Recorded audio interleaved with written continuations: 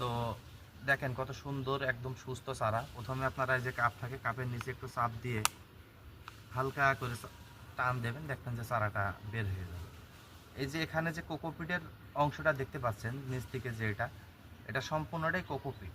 এই কোকোপিটে শতভাগ শিকড় দেখতে পাচ্ছেন। এই শিকড় এই ঠিক যতটুক মাটি দেখছেন এটাই শুধু মাটির নিচে যাবে, এর বেশি উপরে যাবে না। উপরে গেলে আবার গোড়াটা ড্যাম্পিং হয়ে গোড়াটা পচে যাবে।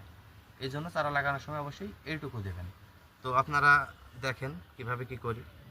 চারাটা লাগানোর সময় ঠিক যতটুকু অংশ আপনার নিচে যাবে সেই পরিমাণ একটা অনুমান করে গর্তটা করে নিতে হবে মাদায় করে নিয়ে চারাটা সুন্দরভাবে চারাটা বসিয়ে দেব। দেওয়ার পরে চারি সাইড দিয়ে মাটি দিয়ে চারাটা সুন্দরভাবে হালকা করে সাইড দিয়ে আলতো চাপ দিয়ে দেবো। অতিরিক্ত চাপ দেওয়া যাবে না, তাহলে পরে আবার চারাটা নষ্ট হয়ে যাবে। এই যে এইভাবে আপনারা চারাগুলো রোপণ করবেন। 100% আপনারা যেভাবে দেখেন ফেসবুক ইউটিউবে সেইভাবে আপনার চারাতে ফলন দেবে।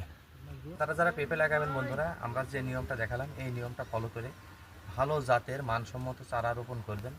এবং পেঁপে চাষের আজকে লাগানো দেখলাম, এই পেঁপের সম্পূর্ণ A to Z আমরা ভিডিও আগামীতে আমরা নিয়ে আসছি।